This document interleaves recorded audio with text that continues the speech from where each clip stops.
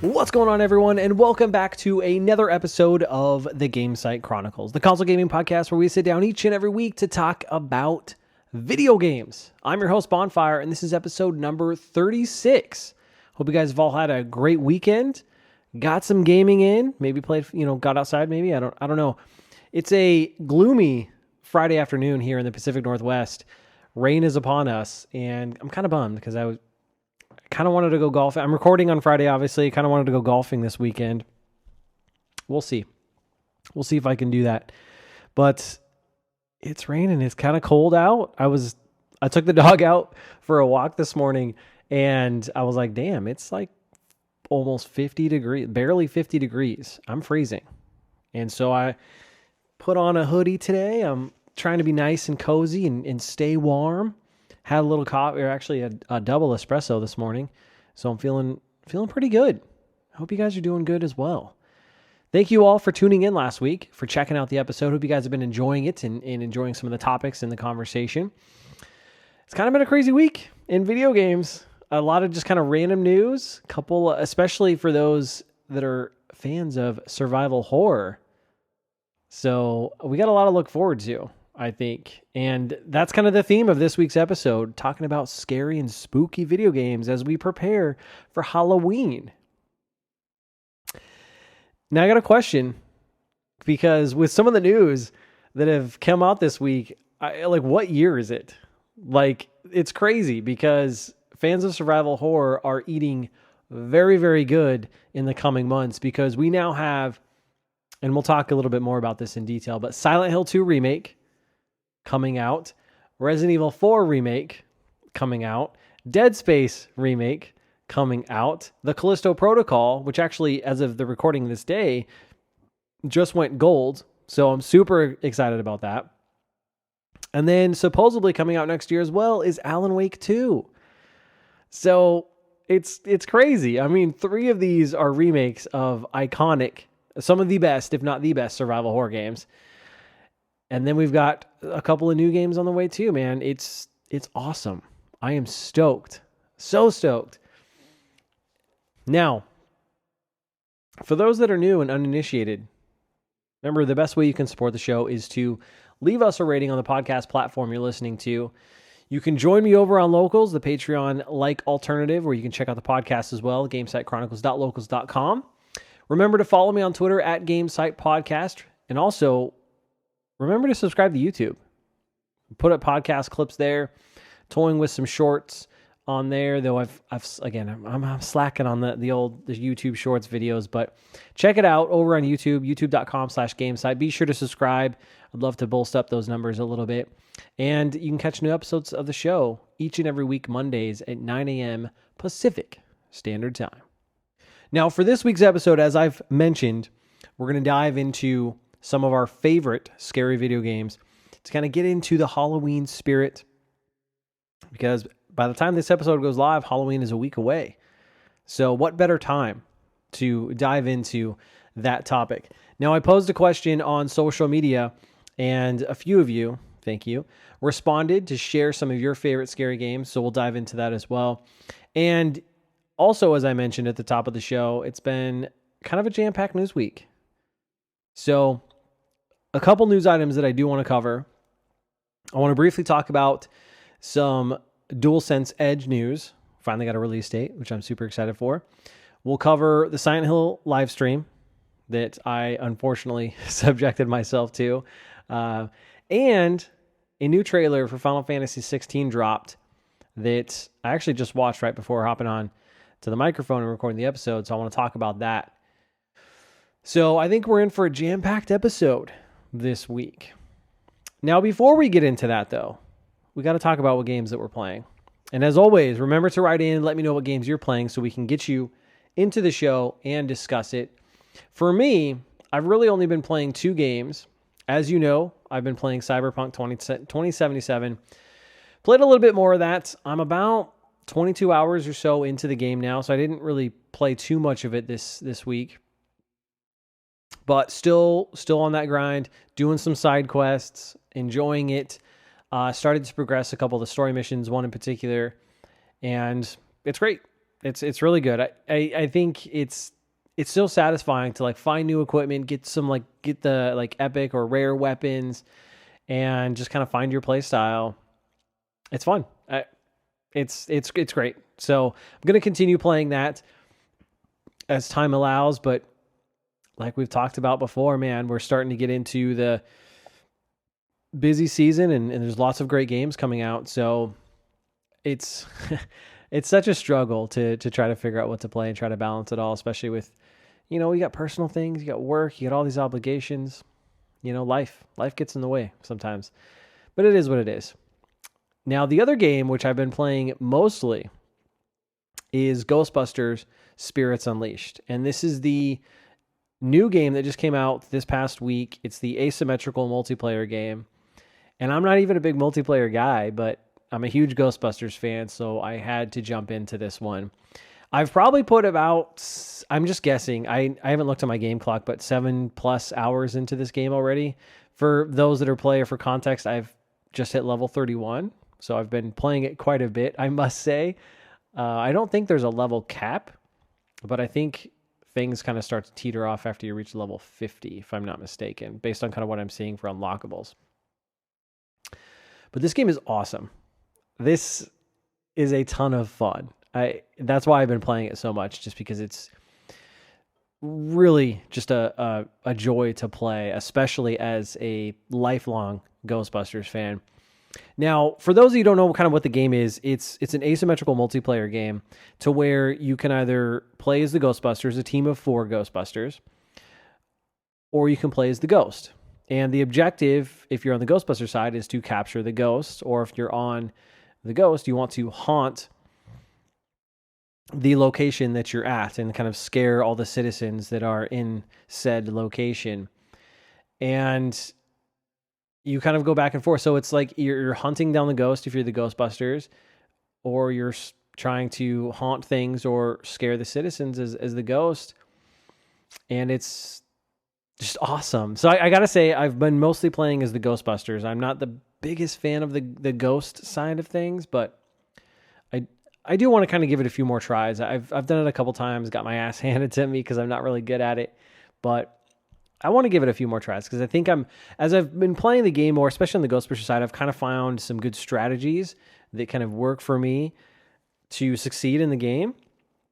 So that's been such a joy to do. And there's lots of interesting mechanics that kind of go into the game, such as, for example, as a Ghostbuster, as citizens in the location get scared, you can actually talk to them and calm them down. It's kind of a really almost cheesy mechanic in a way, but it also can be beneficial to do because it kind of slows the haunting rate of the location that you're trying to stop the Ghost from doing.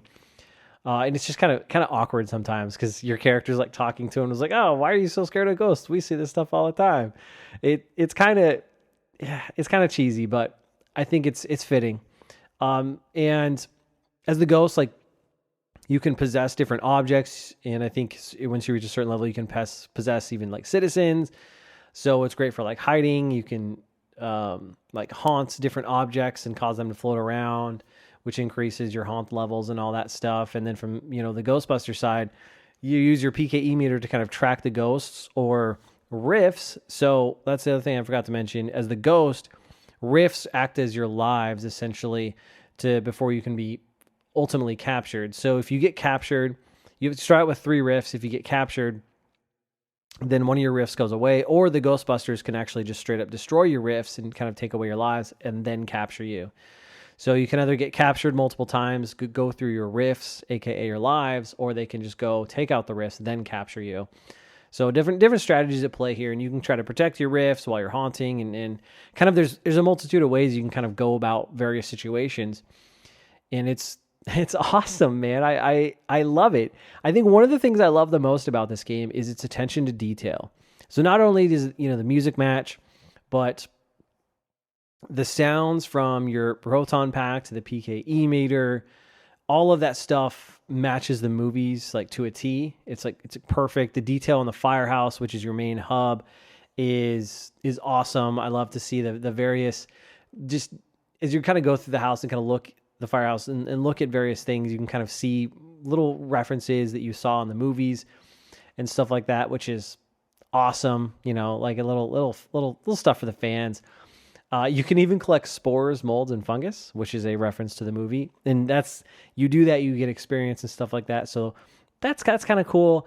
And there's even some color schemes and outfits from the character customization options that appear to be straight, obviously pulled from the movies, but also the real Ghostbusters cartoon, if you're ever familiar with that, such as like the light blue suit that Egon wore, you can get that color, or kind of the darker suit colors. It's awesome. I love the detail and the care that they've put into this game. And one of the other things I like about it is leveling up seems to be pretty fast. Like you kind of go through your levels pretty quickly. Though it's kind of slowing down now that I'm up at the kind of higher levels.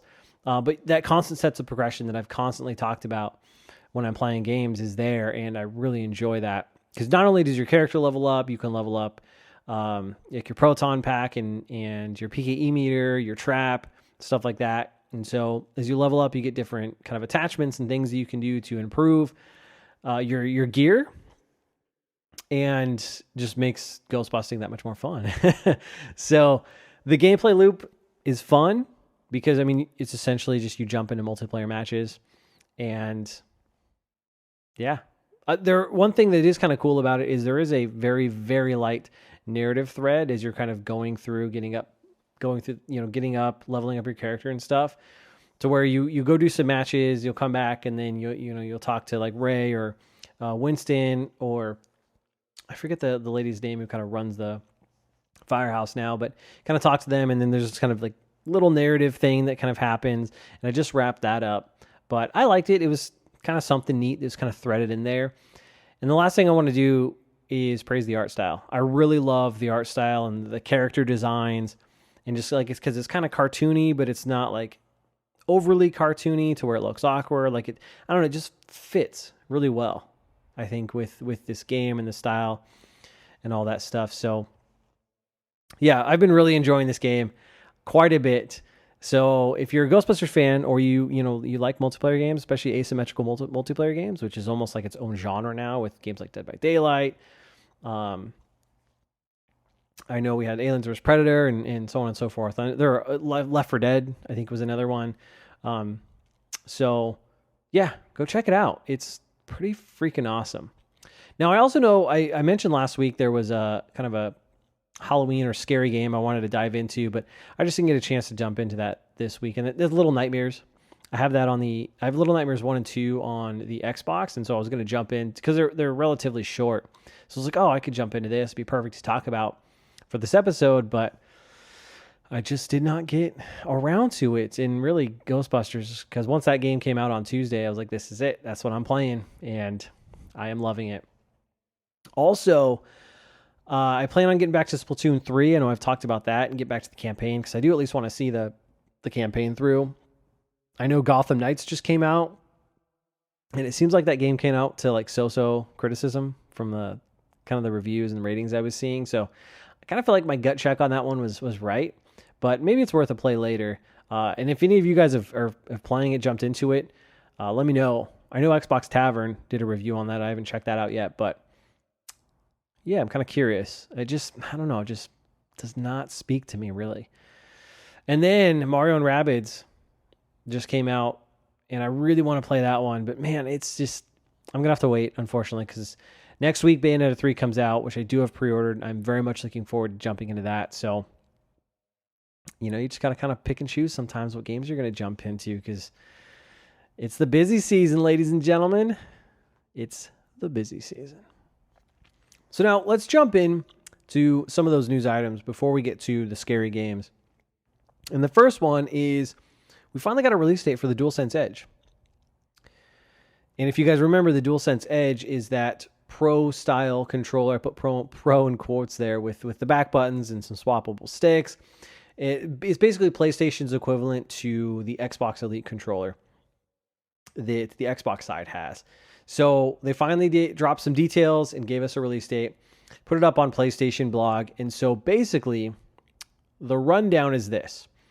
The controller will launch on January 26th, 2023. It's going to cost $200 or $199.99 in the US. Pre-orders go up on October 25th, so a day after this podcast goes live. And they also dropped a video that kind of shows an overview of the controller. And so it's got lots of personalization options, such as, button remapping, stick sensitivity, triggers, trigger depth and sensitivity there. Options to swap between controller profiles, which is pretty cool, and a unique on-controller user interface, which I'm not sure entirely how that works. And then it also, of course, has haptic feedback and the adaptive triggers. It comes with 3 changeable sets of stick caps, 2 changeable sets of back buttons, a carrying case, I put breaded here, but I don't think that's the right term. It's like the nylon threaded USB cable. And then you can actually charge the controller while it's in the case. So that's kind of cool. So this thing looks awesome. $200 is a little steep, I gotta say. I'm not surprised it's $200. I kind of thought it would be like $180, kind of matching what the original Xbox Elite controller was going for. Or actually, I think that's what it is now. I can't remember, but kind of that's expensive, especially if you put it in context to like what the consoles cost. Because if you get the digital only version of PS5, that's $400 and $200, and that's half that, right? So that's kind of expensive if you think about it. Actually, I'm having a total brain fart here. Is the digital version of the PlayStation 5, PS5 price? Let's see. Yeah, so the PS5 disc I know is, yeah. So the digital edition is $399, $400, and the disc version is $500. So half the price of a PS5.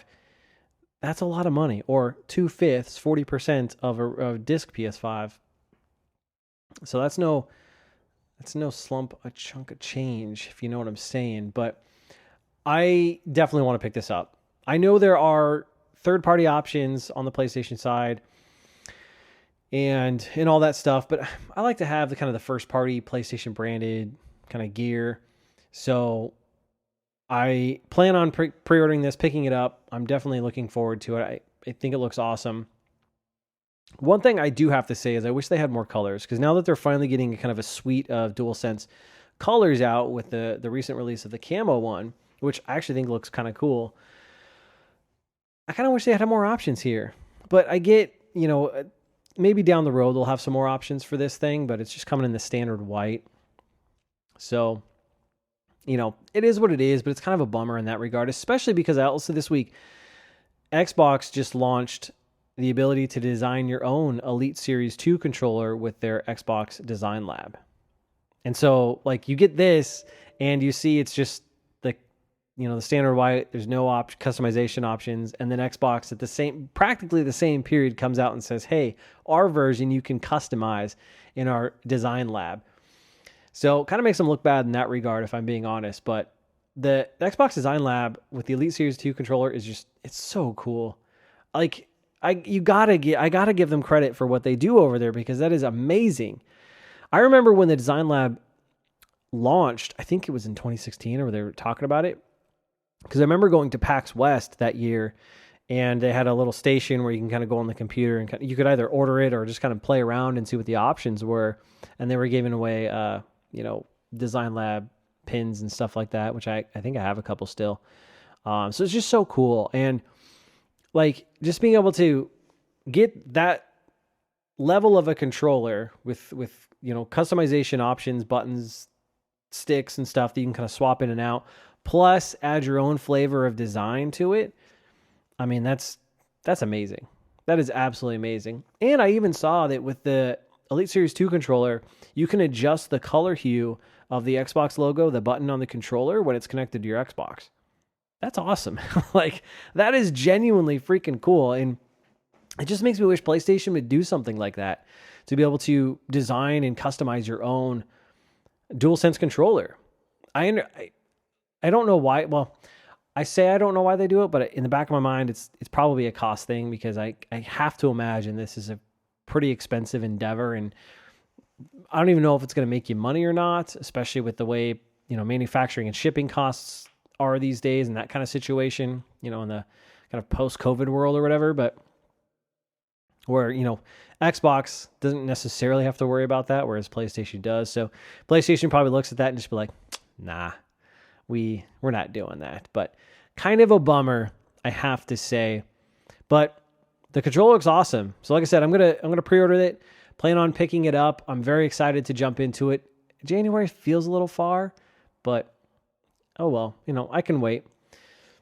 And you know what the thing is with this controller too? Like I understand it's, for like the hardcore, very competitive, typically first-person shooters and stuff like that. But like I'm not that. I don't play a ton of multiplayer games, but I like the options of kind of remapping and being able to kind of have those additional back buttons if I want to map something over there and just kind of get used to it. Because I've used the Xbox Elite Series controller, the original one.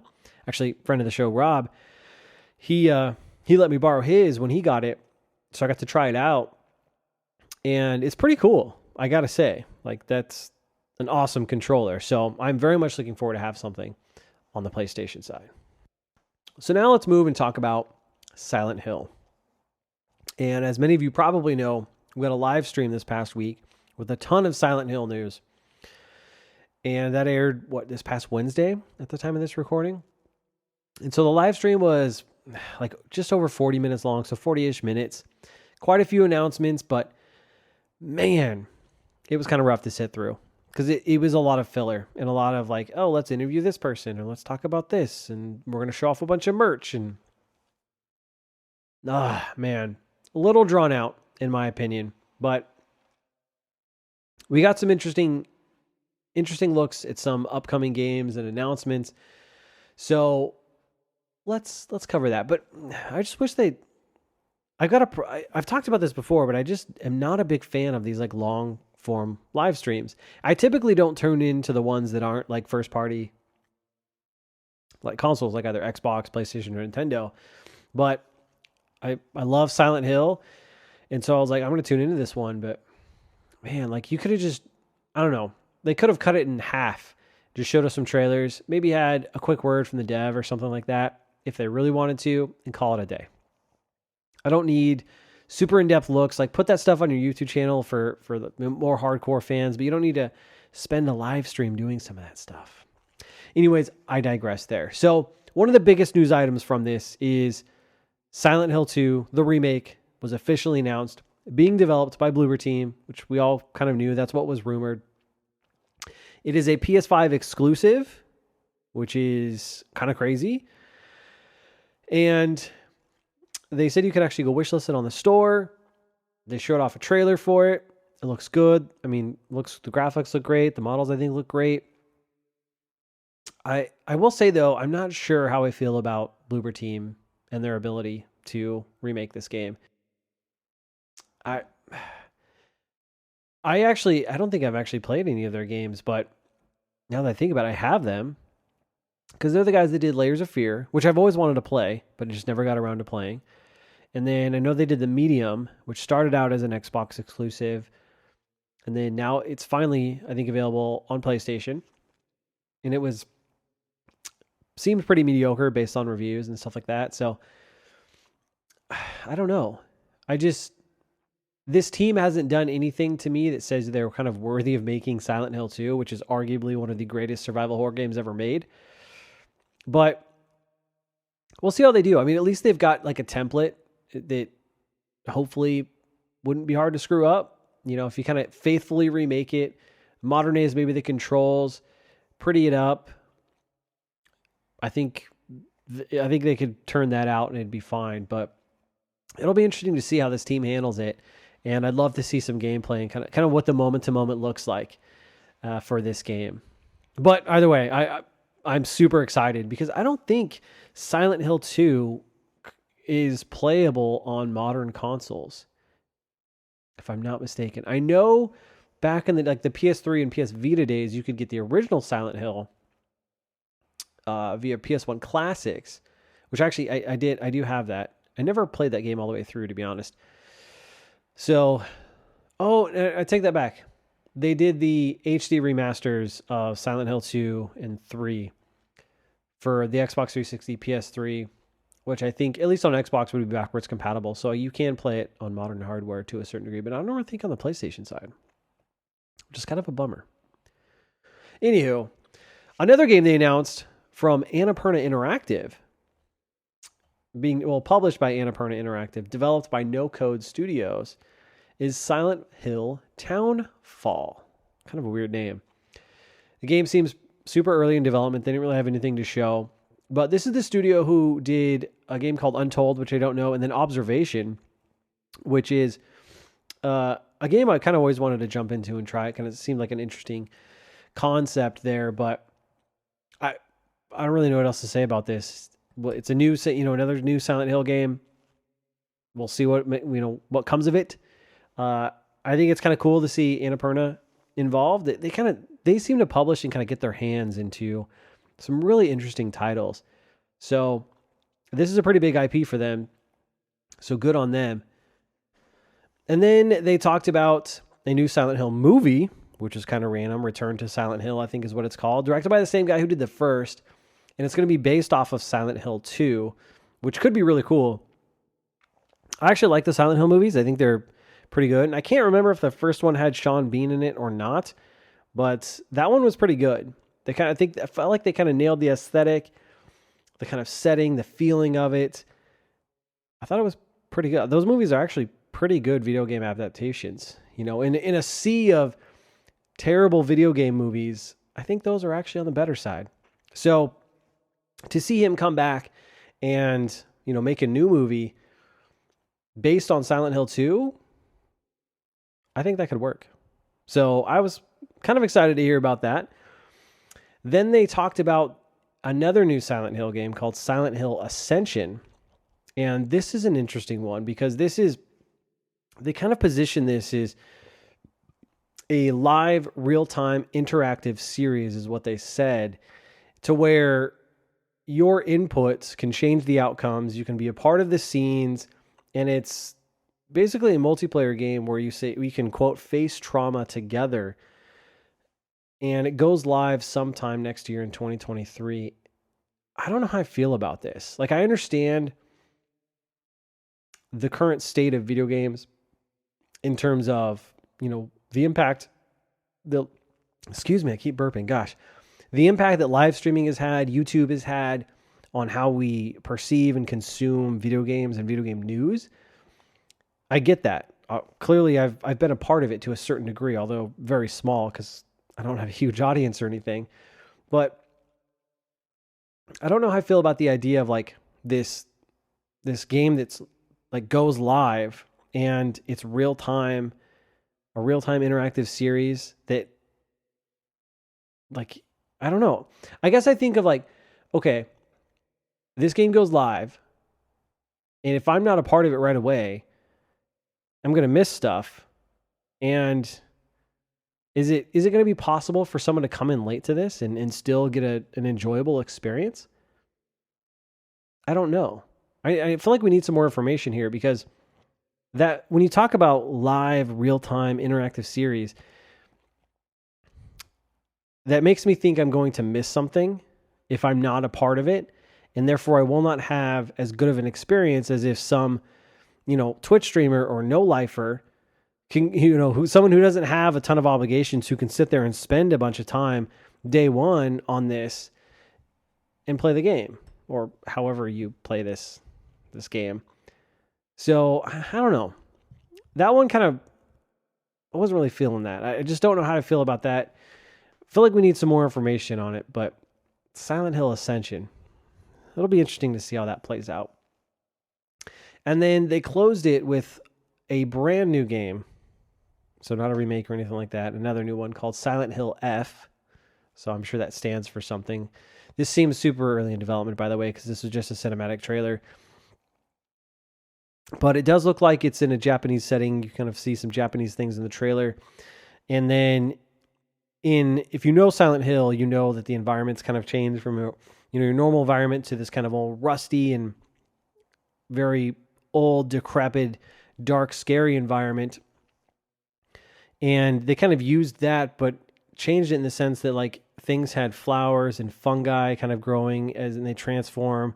So rather than kind of a regular Silent Hill transformation, it was this kind of flowery fungi, mushroom moldy kind of transformation that happened. And it happened on a character in the trailer. So I'm kind of curious how that'll play out. It's being developed by, if I wrote this down right, Neoboards Entertainment. I don't know who that is. I meant to look them up, but I don't know. We don't know anything about this game. Again, that's the problem when you have these cinematic trailers, but it looks interesting. I doubt we'll see it for another couple of years because, like I said, it seems early in development, especially if they're not showing any gameplay. But we'll see. It's cool. I mean, overall, it's cool to see that we're, Silent Hill's back and Konami's kind of getting back into the AAA space with their franchises because they have some awesome franchises and IPs that they own. So I'm excited for this. I love Silent Hill games. Silent Hill 2, I love it. Silent Hill 3 is great as well. And I think after that, the only other one I've played is Silent Hill Downpour. Oh, and I played Silent Hill Origins on the PSP back in the day. But I think these games are great. And I love that they're kind of more psychological horror than Resident Evil in terms of like the zombies and stuff like that. So I like that element, and that kind of draws me into it. So, man, lots to look forward to for Silent Hill fans. Though some of this stuff, like the whole Townfall, Silent Hill F, and Silent Hill Ascension, the other games, basically, like I don't know what to expect. Silent Hill F kind of intrigues me the most based on what I've seen from that trailer. Go check it out if you haven't seen it.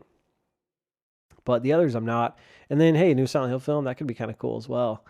So, but man, I think the most thing I'm looking forward to, even though I'm skeptical of Bloober Team, is Silent Hill 2 Remake, because that game is such a gem. And now let's talk about that new Final Fantasy 16 trailer. So Square Enix dropped a new trailer. It's about 4.5 minutes long. Shows a little bit of gameplay, but it's more focused on kind of the story and introduces a couple new characters. And I got to be honest, I have no idea what the hell's going on in this trailer. Like I watched it and I'm like, I don't know what I'm watching, but this is cool. It looks really cool. I love the fact that Final Fantasy 16 is going back to the medieval setting with that kind of the medieval aesthetic. I love it. I like that. Rather than kind of what we've seen in the last few iterations, I think, of Final Fantasy. Like starting with, I think, Final Fantasy 13, kind of that more almost quasi-futuristic. And then Final Fantasy 15, that kind of that bromance, I guess, is what you'd call it. Though I never played that game, if I'm being honest. It just didn't really appeal to me. But this one certainly does, because I like that aesthetic, kind of going back to that setting. The trailer shows off some really beautiful settings, though, like really cool looking kingdoms and locations that you go to. As they introduced, I think, the leaders of kind of each of these different kingdoms. I think there was 4 or 5 of them that they showed off in this trailer. And there's a PlayStation blog about it, which is where I saw they dropped this trailer. And in the PlayStation blog, they said that the development team is on the home stretch and they're finishing debugging and polishing the game. And it's still slated for a summer 2023 release date. So nothing concrete yet, but they're close to wrapping up development and getting that game to gold. So I wouldn't be surprised if we see this game launch around, I don't know, March or April. I mean, that's already jam-packed as it is. And now that I think about it, they probably want to get it out before The Legend of Zelda, because that game's going to dominate. That game will absolutely dominate whatever period it comes out. So it looks cool. Now, one thing that's cool about the combat, because you do get a couple glimpses of combat, is I think it's real time. I don't think it's exactly like Final Fantasy VII Remake, but it seems kind of similar in that vein. So I like that. That looks cool. And then I know one of the mechanics, and I haven't read too much into it, but you actually can play as the summons. And so those are kind of its own battles where you'll fight other summons. And you got a glimpse of that as well. And again, I don't know what's going on or how it works, but it looks interesting. So I kind of haven't read up too much on this because I kind of want to go in blind to it. Like I think it looks cool. I'm excited to jump into it. So I kind of really don't need to know all the ins and outs. Like I'll learn it when I play it. So I don't know. Go check out that trailer though if you're interested or a Final Fantasy fan, because you might like what you see. But again, I have no idea what the hell's going on. I have no idea what the story's really about. Mostly because I'm like half pay attention, because like once I play the game, that's when I'll be, invested in the story and all that stuff. So either way, check it out. So now let's dig into those scary games. And I've put together a top 10 list, in no particular order, I must say, of my favorite scary video games to get us into the Halloween spirit, if you will. But a few of you lovely folks out there wrote in to share some of yours. So let's dive into those first, shall we? Most of them came through on Twitter. Remember to follow me on Twitter at Gamecite Podcast. We need some more follows over there, so be sure to check me out over there. But let's start with my buddy Rick Valente, who said, and before that I said, the question was, what are some of your favorite scary games? Just in case you're coming in blind and don't know what I'm talking about. So Rick Valente says the OG Resident Evil 2. That ish freaked me the hell out back in the day. Also, Silent Hill. Two very good choices. I think we can all agree. Now, I never played the original, the PS2 version, or the PS1 version, I should say, of Resident Evil 2. My only experience with that game is through the remake. But I remember, I think, watching someone play maybe it was the first Resident Evil, but one of the Resident Evil 1 or 2 back in the day, and just thinking this game looks terrifying, but it looks awesome, and I'm really intrigued. And then, of course, I've never finished the original Silent Hill, but yeah, I know that game is up there in terms of quality scary games. Our buddy Jamie from Xbox Tavern wrote in, and he said Outlast proper had me on edge throughout. I remember a couple of friends and I started it late at night while on a Skype call, and one was about 5 seconds ahead of the rest. He'd yelp and make us jump before then we got a jump scare and jump ourselves. He also says elsewhere, Clock Tower 3 was pretty tense on the PS2 as well as Silent Hill 2. Of course, Resident Evil has to come in too, with RE2 Remake and Resident Evil 7 probably tying for the amount of times they got me jumping. Excellent suggestions, Jamie. Outlast, yes. Spoiler alert, that one's on my list here. So I'll talk about that more. But Clock Tower 3, I've never played that game. I think one of those games also came out on GameCube back in the day. So I never played that. It kind of reminds me also along the lines of Eternal Darkness, which was a GameCube exclusive, if I'm not mistaken. That is probably hard to find these days. But I remember that game had this like a psychological mechanic to where you like lost your mind in the game. And I was always super intrigued by that, but I just never got around to playing it. So great choices. Silent Hill 2, of course. And then Resident Evil 2 and Resident Evil 7, excellent choices. We'll talk about more of those shortly. And lastly, our buddy Rob wrote in, said, my overall fave is Dead Island. Next would have to be Surge 2. Interesting choices. I got to say, Rob, Dead Island, it's funny because not a lot of people, I don't think, like Dead Island, but it's zombies. It kind of, I don't know if I'd say it's necessarily the survival horror genre, because it's more of just like an open world RPG, but the setting itself is kind of along those horror lines because it's a zombie filled island. So, and then there might be some jump scare moments in that game if I recall. It's been so long since I've played it, but the other game you mentioned, Surge 2, does that game have some scary moments in there? I remember you kept telling me to play this game, but I've just never gotten around to it. Though I've heard both of those, Surge 1 and 2, are good games, especially in the kind of Souls vein genre. But nonetheless, Rob, thank you for that input. Interesting takes indeed. And then let's jump over to YouTube. Remember, you can subscribe and leave me comments over there, youtube.com/Gamesite.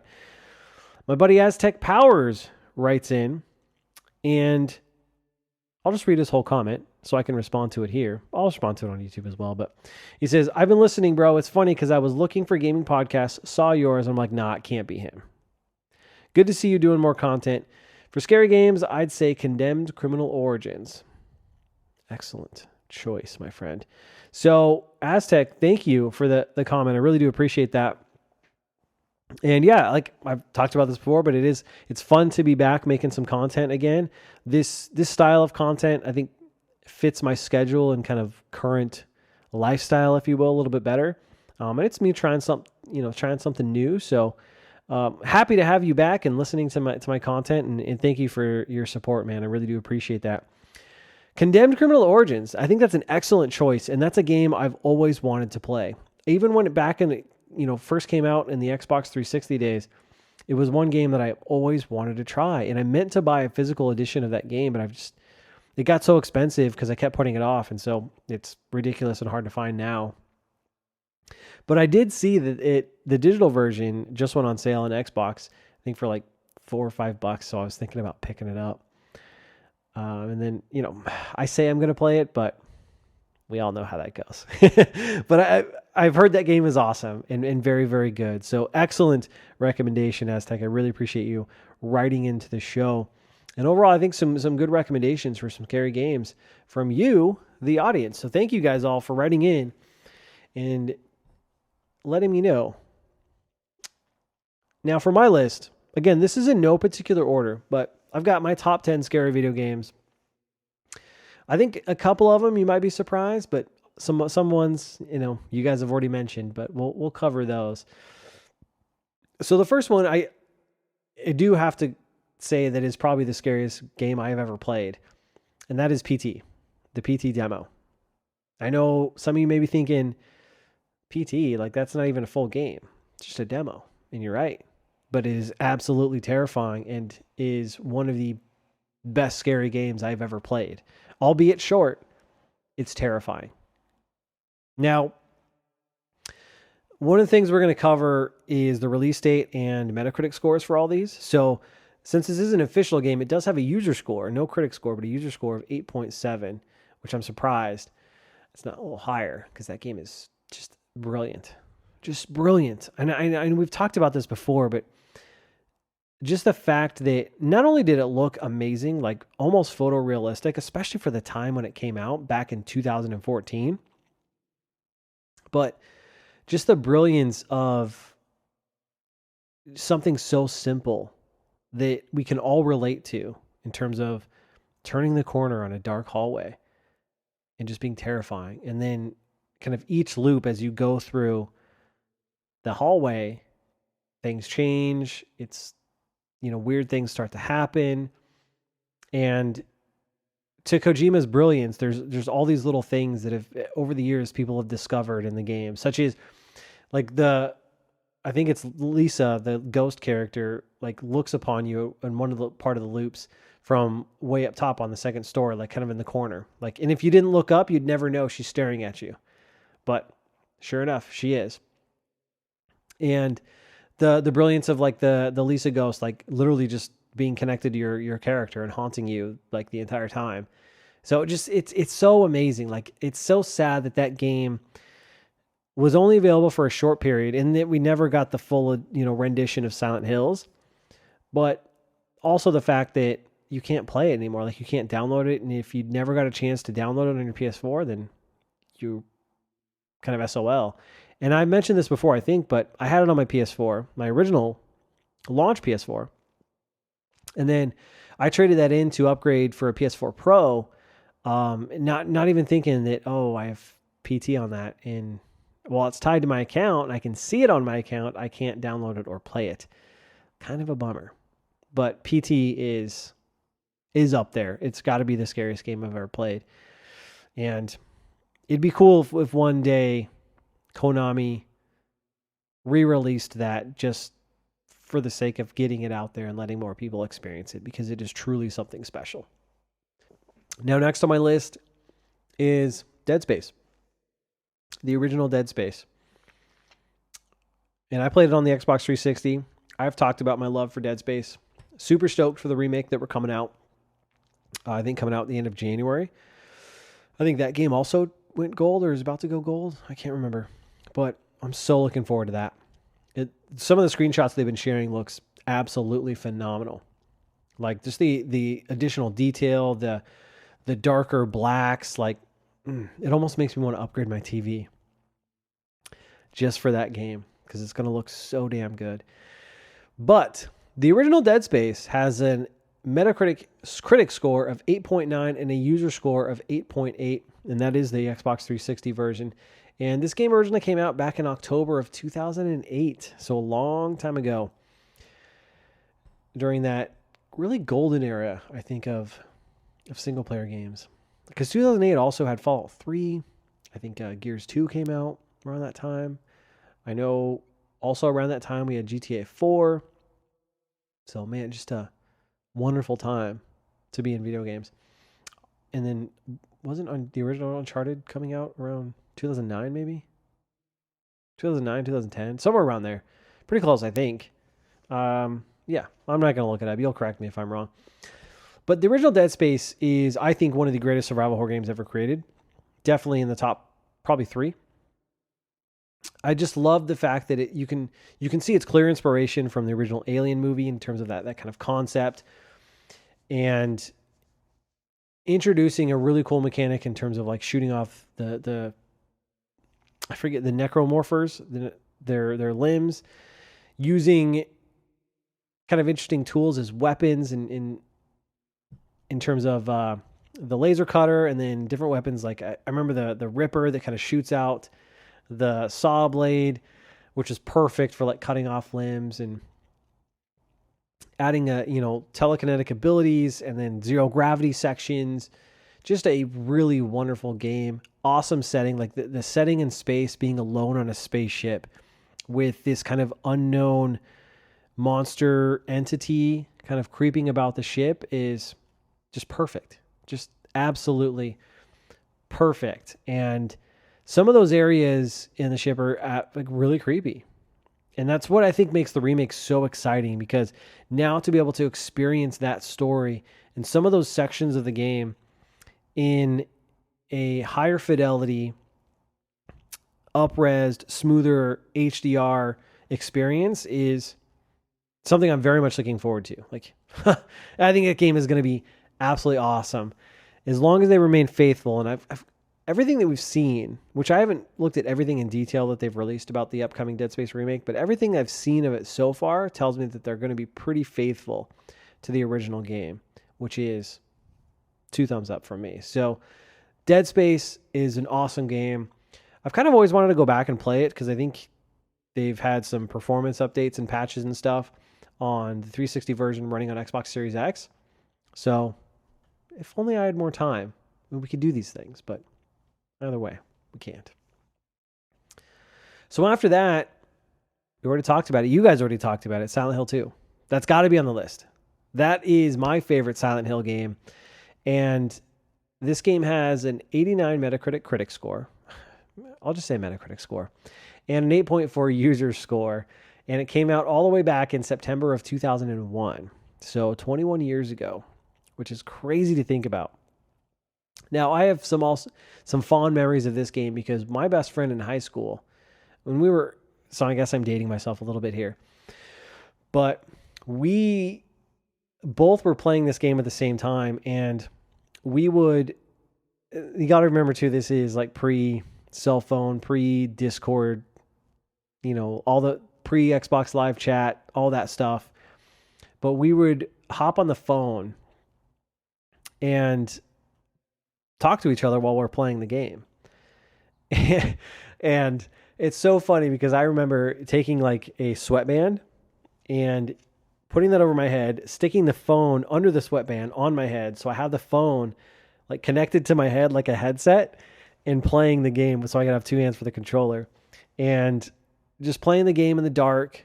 Got my best friend on the phone. We're experiencing the same thing, albeit at different times, at different areas, like different paths and stuff like that.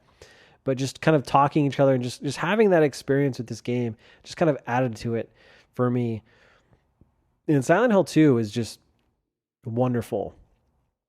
I mean, the setting's wonderful, the story's wonderful, and there's different endings in the game, and I can't remember if Silent Hill 1 has this, but Pyramid Head, terrifying, absolutely terrifying in that game. The nurses, like, just a lot of the iconic stuff from Silent Hill came from Silent Hill 2.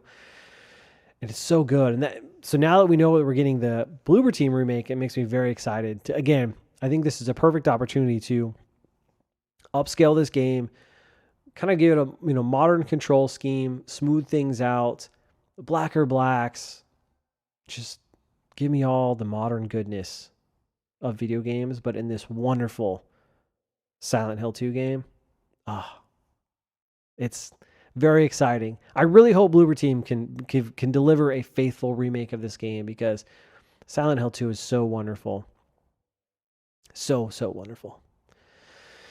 Next on my list is another one you guys have already called out, which is Outlast.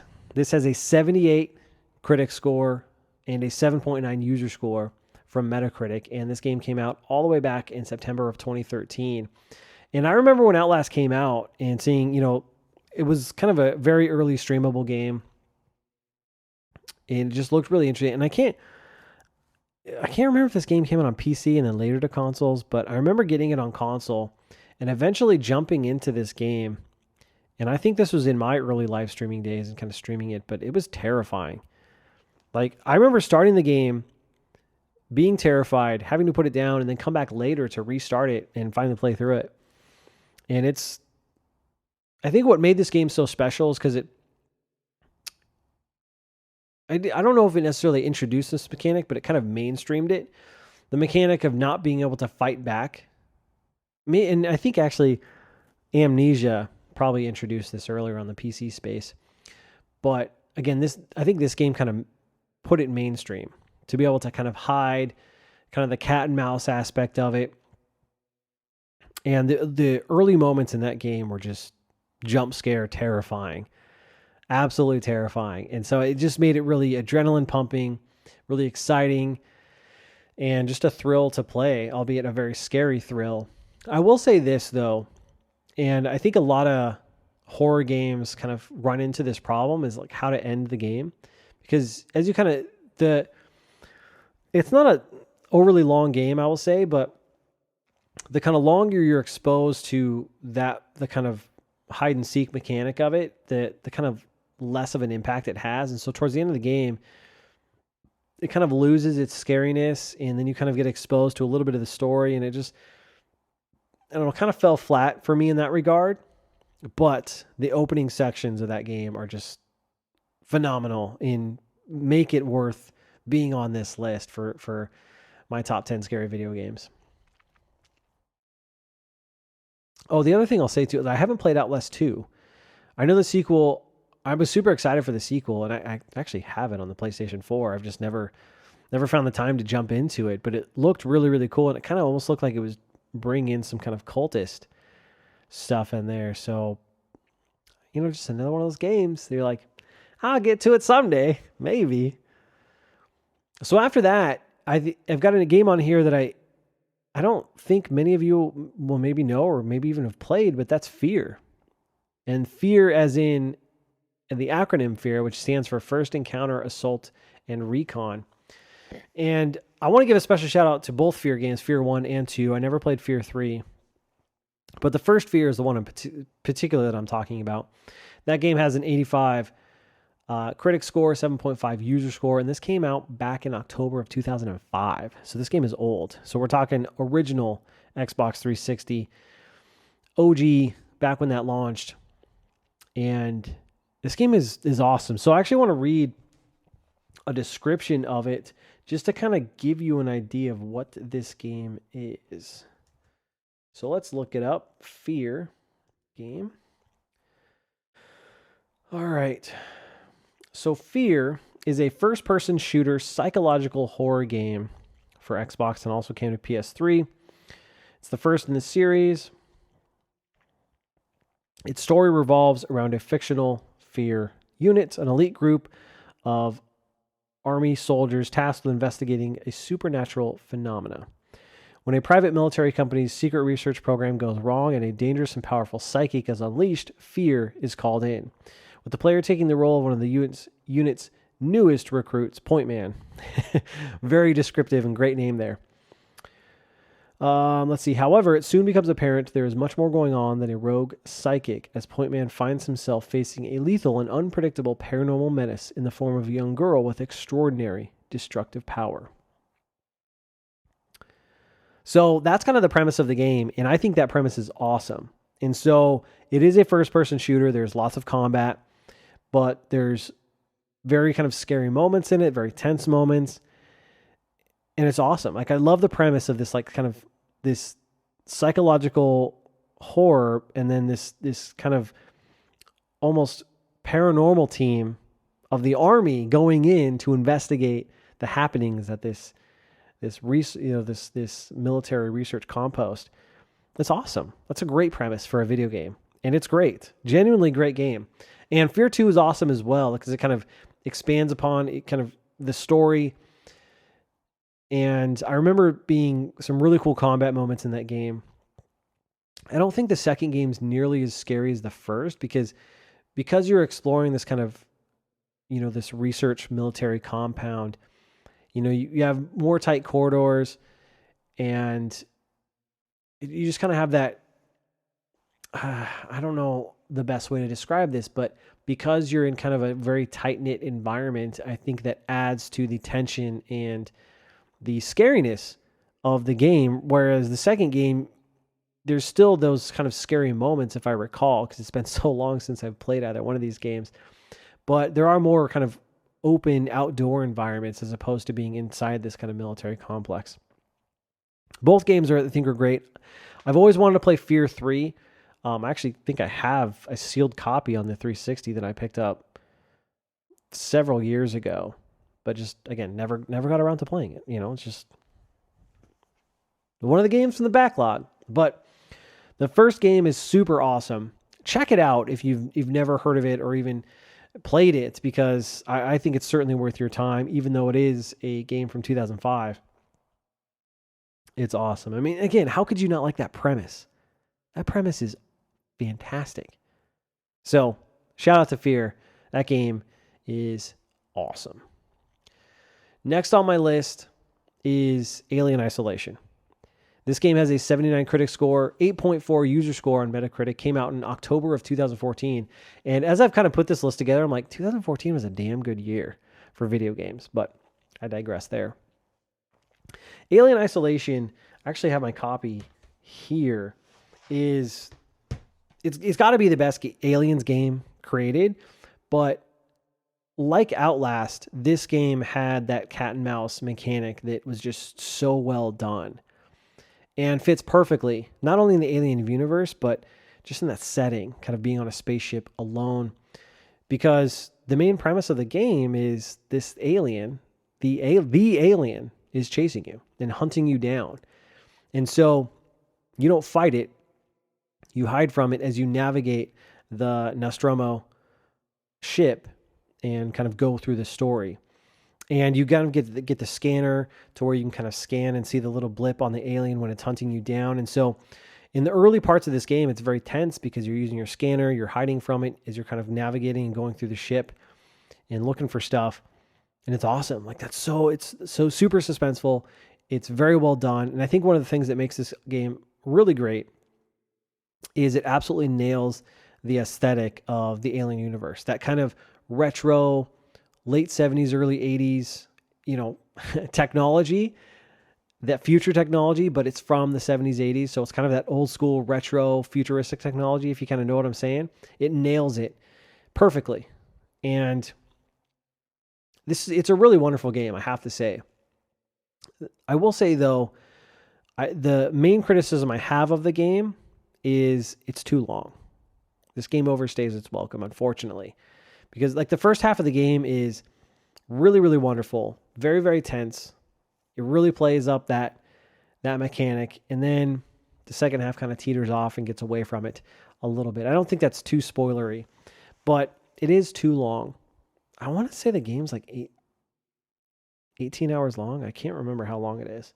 Let's look real time right here. Go to my favorite website. How long to beat Alien Isolation. Okay, so main plus extra is about 22 and a half hours long. That's long for a survival horror style game, if I'm being honest. And yeah, it just kind of overstayed its welcome, in my opinion, but still a really, really great game.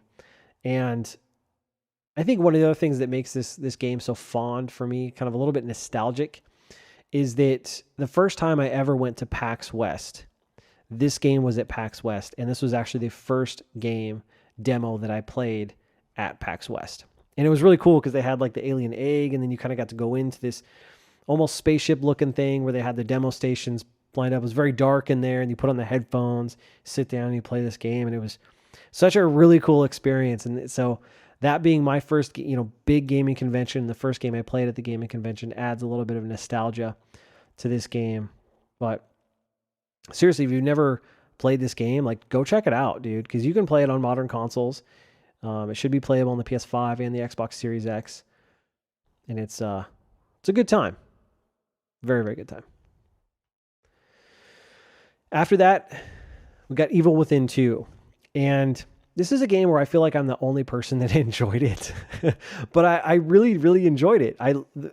Of course, the first Evil Within I thought was good, but I think the Evil Within 2 was much better than its predecessor. Though I think both are great in their regards. And I remember when the first Evil Within was coming out, it was being hyped up because I think it was coming from one of the original guys from Resident Evil, if I'm not mistaken. And so a lot of people were hyped about it. And this is another game, the first Evil Within, and I'm sorry if you can hear the truck in the background. The neighbor is doing something. But I remember the first Evil Within was at PAX, my first PAX in 2014, and even seeing some of the trailers, I was like, this game looks absolutely terrifying. I don't think it's a game I could actually play. And so I didn't get it right away, but then I watched a little bit of gameplay, and I was like, this game actually looks really cool. So I eventually picked it up, played through it. I think I streamed some of it too on Twitch and loved it. Really, really enjoyed it. And I think one of the things that a lot of people were saying is like, oh, this is a lot like Resident Evil 4. It's like, oh, okay. Well, that makes sense. People love Resident Evil 4. And then the sequel came out, Evil Within 2, and I could not put it down. That's how I know a game is good. It's like when I can't put this game down, it's a game that I constantly think about, I want to get back to, and I just keep playing it, like late nights, like to where I'm playing this, well into the morning and just can't put it down. That's how I know a game is good, at least in my opinion. And those are the games that stick out to me when I kind of think about some of my favorite games, the best games I've ever played, and this is one of them. Now, this game has a 76 critic score, 8.3 user score, and it came out in October of 2017. And I think one of the things I liked about it is it went from a very linear game from the first into introducing kind of these open areas in its sequel. And I don't typically like that in some games, but I think this game really did it well in that it kind of allowed you to navigate these areas in however you see fit, and kind of maybe stealthy, or you want to kind of go guns blazing, and adding that kind of creativity to how you can approach a situation, I think really fit into this and kind of the horror elements. And some of the bosses in Evil Within 2 are so well done and just absolutely terrifying. I remember in particular, there's this like photographer boss in one of the I think it's one of the earlier areas in the game. And that segment was just horrifying, absolutely horrifying. So this game is awesome. And if you remember, it's done by Tango Gameworks, who I recently gushed about because they came out with Ghostwire Tokyo. And while I loved Ghostwire Tokyo, I really wish they would have done the Evil Within 3. I think it's worthy of a sequel. I like this franchise.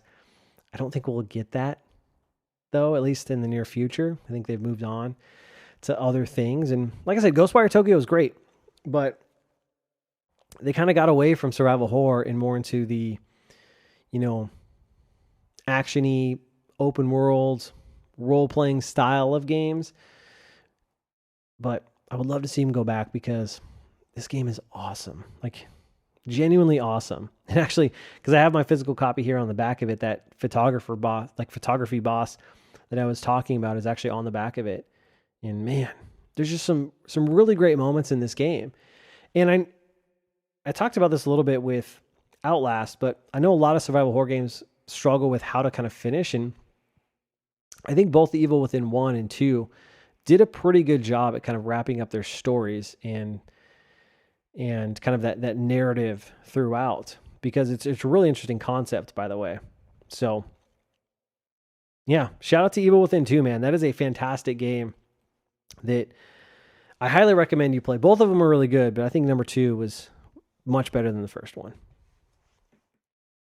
So moving down my list is another one, a PlayStation 4 exclusive, Until Dawn. This is done by, Supermassive Games, I think is what it's called. Supermassive Games, yep. And Until Dawn was this surprise hit that I don't think any of us saw coming. Now, it sits at a 79 critic score and 8.3 user score on Metacritic. Came out in August of 2015. And what a joy of a game this is. So this kind of kicked off Supermassive Games, kind of brought them into the spotlight, and kind of set them on the path that they're on today with what they've done with the Dark Pictures anthology games, which I think they're on their 4th game this year now, as well as the game I really want to play from them, The Quarry, which came out earlier this year. But based on what I've heard from both the Dark Pictures anthology games and The Quarry, at least from some friends and what I've seen of it, is that they haven't been able to replicate the same level of success that they've had with Until Dawn. And I don't know why. Probably because I haven't played those other games. I'd like to at some point, but Until Dawn was just something special. I guess there was something special, and who knows if Supermassive is a one-hit wonder with this particular game, but I think they nailed it with this game. I'm actually gonna read the premise for those of you who don't know here on the back of my copy here. So it says, when 8 friends return to the isolated mountain lodge where 2 of their group disappeared exactly 1 year ago, things quickly turn sinister. So that's the premise. But this game is awesome because it kind of took what Quantum Dream did with their games like Heavy Rain and introduced kind of the butterfly effect system, is what they call it, in terms of your choices, how they kind of could put you on various paths, and then whether or not certain characters live or die. They just kind of evolved it, I think, from what Quantum Dream did, and kind of did what Quantum Dream does, but a little bit better. And it also has kind of some couple of all-stars in their cast, like Hayden Panettiere. She's a hottie. She's in the game. And Rami Malek. If you guys know him from Mr. Robot, and he was in Bohemian Rhapsody movie, and he's, I think, in the recent Bond movie. So he's a huge star now, but this was kind of right before he was on the cusp of being a big star when he was in this game. And it's awesome. Like, this game it's awesome. It's got that classic, teen horror, and it's fun to play. Now, I haven't played this game since it originally came out back in 2015. I've always kind of wanted to go back to and play it to see if maybe I'm looking at this game through rose-tinted glasses, kind of that nostalgic lens, but I don't know. But Until Dawn, fantastic game. I know you can get it super cheap. I actually think it's on the PlayStation Plus subscription service as well. So if you're subscribed to that, check it out because it's amazing. Genuinely a really good game. And now at number 9 on my list is another game you guys have already called out, Resident Evil 2 Remake. Now, I mentioned I have not played the original Resident Evil 2, the PlayStation 1 version, but I played the remake. And what's interesting with the Resident Evil 2 Remake, I think the general consensus from just about everyone I know is that this is like the best remake game to have ever existed. Like, of all the remakes out there, not only is Resident Evil 2 itself a great game, but this remake version of it is like the best remake game that anyone's ever done or seen. Hold on, my dog is kind of bugging me. Hold on. Sorry about that. Dog was kind of messing with my recording. The background noise, like we can't have that when we're trying to record a podcast here. But anyways, back to Resident Evil 2 Remake. This game is amazing. And not only, like I said, not only was Resident Evil 2 great, but the remake was superb. Just an amazing, and this is how you do a remake. Probably the best example of how you would do a remake, where it's faithful to the original, but modernizes it. It's a beautiful looking game. It plays very well, and is just, I think, superb in every way. And we see that in the scores, because it has a Metacritic score of 91, a user score of 9.0, the highest out of actually all these games that I've listed. Came out in January of 2019, which I think is a really good time for video games to come out, because it's usually kind of slow around that time, so you can kind of get a spotlight. However, depending on the game, sometimes towards the end of the year, you don't get kind of recency bias when it comes to like Game of the Year and some of those awards. Though, I don't think this game had that problem. But man, what can I say about this game that hasn't already been said? It's phenomenal. And again, it's my first experience with Resident Evil 2 as a game in general, but what an experience it is. One of the things going into the game I was kind of concerned about is, because I know you can play as either of the two characters. Who is it? Their names escape me. So Resident Evil 2 characters. So, Leon and Claire. Duh. Jeez. You can tell it's been a while since I played this game. But going into it, you play one of the characters, and I know, so one of the, points of playing through the game is to play through it twice. One is each character. And I don't typically like replaying games. It's very rare that I like to play to replay a game. Like, it has to be an exceptional game for me to want to replay it. Case in point, BioShock is a game I would absolutely and have replayed. But this game, I thought, does it well in the sense that you're not, depending on the character you choose, your second playthrough, while there are some similar, you go through some of the same puzzles and same areas, but it's presented in a slightly different way, and it's just different enough to where it doesn't feel like you're doing the same exact things over and over again. Again, there is some level of repetition, which is why I don't like replaying games, typically. But it's different. It's just different enough to where it was okay. Like, I didn't mind it as much. And it's not a super long game. I think each character's playthrough is approximately 8 hours. So it's not too bad to play through the game twice. And it's cool to do it and kind of see the different perspectives, and then kind of how they, interact with one another in that narrative threads throughout the game. But it's wonderful. Just a wonderful game. And this kind of kicked off, if I'm not, actually, take it back. The next game on my list will kick off the Resident Evil reemergence. So let's get to that game, shall we? Resident Evil 7 is the last game on my top 10 scary video game list. And this game has an 86 Metacritic score, 8.1 user score, and came out in January of 2017. So another January release. And I've got a confession that Resident Evil 7 is my first full playthrough of any Resident Evil game. And what a playthrough it was. So, again, I've mentioned this on the podcast before. I was more, growing up, my experience with survival horror games was generally through the Silent Hill games. Never really got into Resident Evil back in the day, but this is the game that brought me in. And as I was just about to say moments ago, this is the game that kind of kicked off Capcom's kind of resurgence of Resident Evil and kind of brought it back into the spotlight and popularity with this game. Because after that, we got Resident Evil 2 Remake, Resident Evil 3 Remake, we got Resident Evil 8. Now we're getting Resident Evil 4 Remake, and just banger after banger, I have to say. Like, each of these games, even though I understand Resident Evil 3 didn't kind of meet everyone's expectations, I still enjoyed my time with that game. Again, not really having played the original.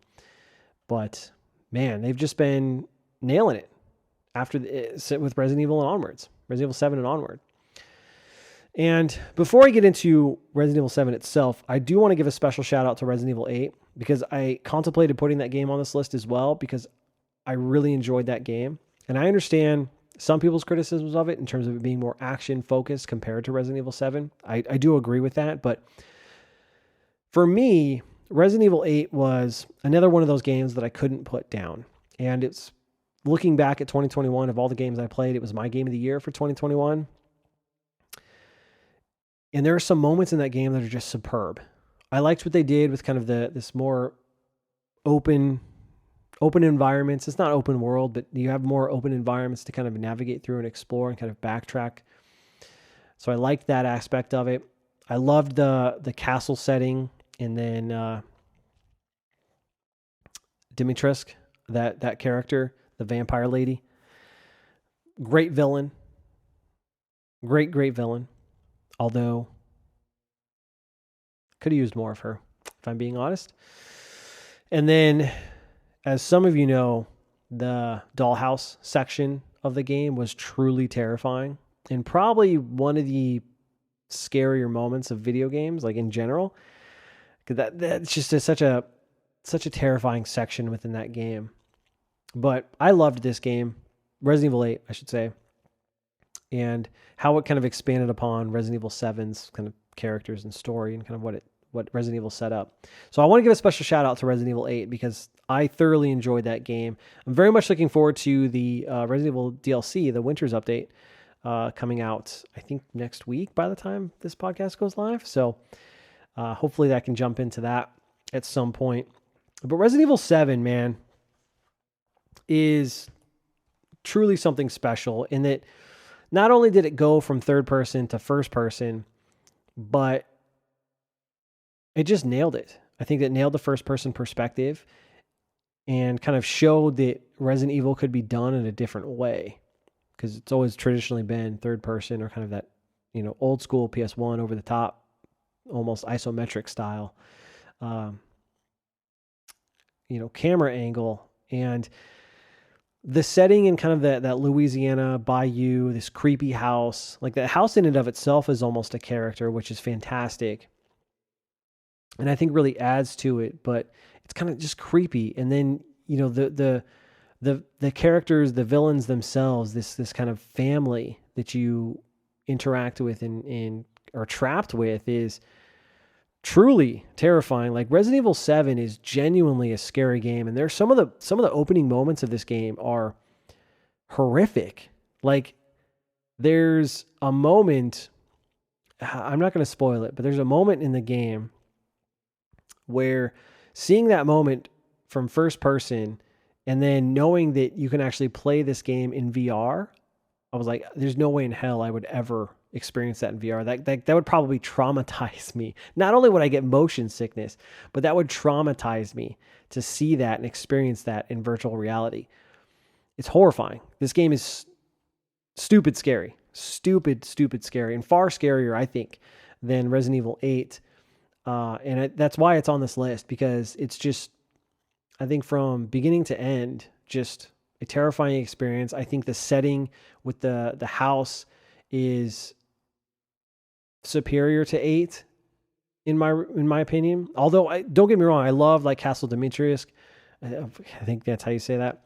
And the dollhouse was scary, but I think what makes this game a step above Resident Evil 8 is the fact that you're primarily just in this house. And so it's a kind of a smaller confined setting, and then being trapped with this crazy ass family kind of adds to the tension and the terror of this game. And so, yeah, Resident Evil 7 is just phenomenal. Absolutely phenomenal. And I think they did a patch for both Resident Evil 2 and Resident Evil 7 to where it's upscaled for, Xbox Series X and PlayStation 5. So I think it's a free up, performance update for those, I guess current gen consoles. So, look forward to that. So if you haven't played either one of those games, dude, go play these games, especially now with the Halloween spooky season. Come on, man, do yourself a favor and play these games. But that's my list of top 10 scary video games. Let me know what you guys think about my list. If there's any games you have or haven't played on my list, down in the comments below. Feel free to hit me up on Twitter at Gamecite Podcast. Let me know what you think about my list. And that's all I got for this podcast, this lengthy podcast episode, I got to say. Reaching an hour, 20 minutes or so, give or take. It's pretty long, but we, lots to talk about this week. A lot of, some interesting news, talk about scary video games, share my list. So hopefully you guys enjoyed this topic and this episode of the podcast. I appreciate your love, kindness, and support. And if you could, go check out my YouTube, give me a subscribe over there, and follow me on Twitter at Gamecite Podcast. That way you can know when each episode goes live, get notified there. Great way to, happy. And I'd love to interact with you guys more. So remember, the best way you can support the show is to leave me a rating on the podcast platform you're listening to, or drop a comment down in the comment section. Helps us get into the algorithms, and I really appreciate the interaction and engagement. Hope you guys have an awesome week. I will talk to you next week. Stay safe out there. Play some games. Until next time, I'm Bonfire, and I will see you online.